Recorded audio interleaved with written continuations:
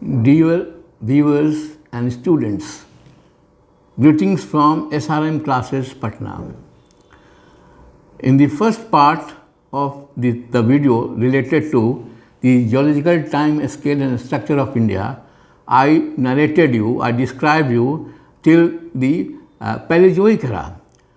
There are two eras left, these are Mesozoic and Cenozoic.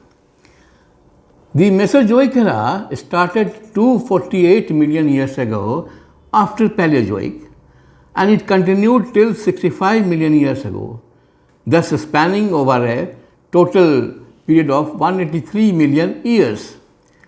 The first period of Mesozoic era is Triassic and the second period is Jurassic. During these periods, first flowering plants and first birds came into existence. Dinosaurs were dominant and reptiles were also found in large numbers.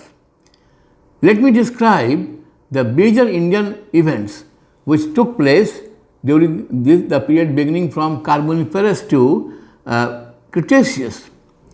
The whole period comprising Carboniferous, Permian, Triassic and Jurassic are marked by the coal deposits on a very large scale in the rift valleys of Damodar, Mahanadi, Godavari. These rift valleys have the Gondwana system of rocks which contain almost 90% of the total coal deposits in our country. It is interesting to observe that Damodar series of the Gondwana system contains the maximum coal and also the thickest coal seams. One more important thing I would like to add about the coal deposition in Damodar, that Damodar basin contains almost 50% of the total reserve of coal in the country and also produces about 50% of the total production of coal in the country. Now let me describe how coal has been formed in the three rift valleys. There was luxuriant growth of dense forest in the river basins of Damodar, Mahanadi and Godavari, which later subsided along the trough faults. As a result, the dense forests were trapped in the sedimentary layers of the rocks, forming coal on a very large scale. There is an important evidence of continental drift found in the Gondwana system of rocks. Gondwana system is very important, actually reveals many important things, and the evidence of continental drift is one of them. The existence of boulder clays in the lowest beds of Gondwana rocks indicates their deposition in glacial condition. Now you know that Gondwana system of rocks are in the tropical area, which suggests continental drift from polar to the tropical area. Now I come to the next period, that is after Jurassic. After Jurassic, the next period is Cretaceous, which is marked by large scale upwelling of magma through numerous fissures on the northwestern part of the Deccan Plateau. The molten magma came out on the surface intermittently, that is at various intervals of time, and it solidified to form Deccan lava traps, which comprise mainly dark colored rocks known as basalt, which is a kind of volcanic igneous rock. A large part of Maharashtra, Gujarat and western part of Madhya Pradesh and some parts of Karnataka are included in the Deccan lava trap. The disintegration of basalt has formed a black soil, which is very important for cotton cultivation. This is why this soil is also known as black cotton soil, which can retain moisture for a longer period. This soil is locally known as Regur. Now we can understand why Maharashtra has the largest cotton areas. There are other crops also being grown there, that is I think groundnut is one of them.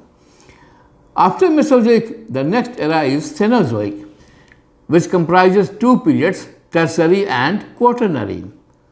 The Tertiary period is also known as Tertiary sub-era because it spanned over a very long period of 63.2 million years and many important events, particularly the formation of young fold mountains, took place in many parts of the globe, like Himalayas and Caucasus in Asia, Alps in Europe, Rockies in North America, and Andes in South America.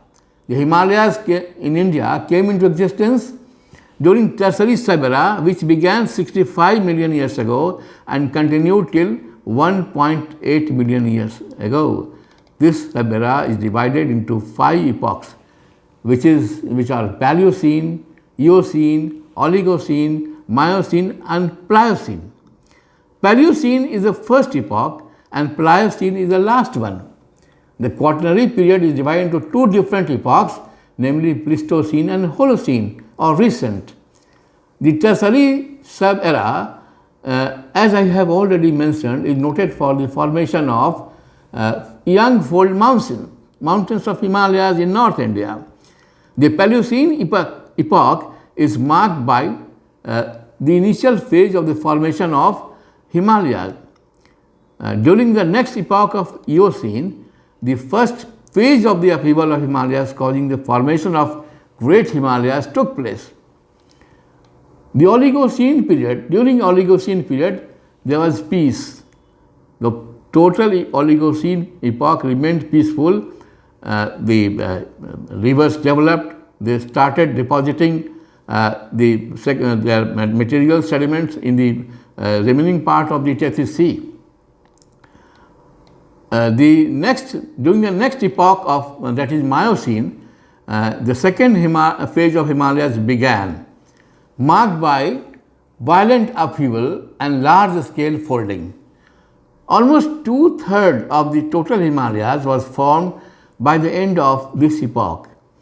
Now you can understand the importance of this epoch, that 2/3 of the total Himalayas came into existence. And at the same time, the great Himalayas attained more height during this phase. The next period, that is Quaternary, began some 1.8 million years ago and is still continuing in the form of recent or Holocene epoch. This period is marked by the arrival of humans and mammals. Humans came quite late. I can understand this phenomena. Actually, it came in Quaternary period. Mammals also came in this period. And at the same time, dinosaurs and many other species faced their extinction. They faced their extinction. They were not present during this time. During the Pleistocene epoch of Quaternary period, the third and the final phase of the formation of Himalayas took place, causing the upliftment of Shivalik range. After the formation of Shivalik, there developed a great depression to the south of the Himalayas during Holocene or recent period.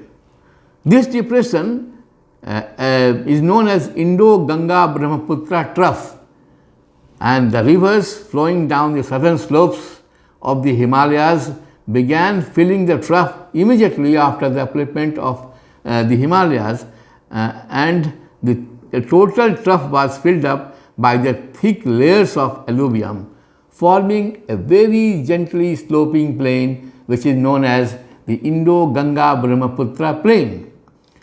Thus, the epoch of Holocene or recent or Quaternary period is marked by the formation of Indo-Ganga-Brahmaputra plain. Thank you so much for a patient hearing to my lecture. Thank you so much once again.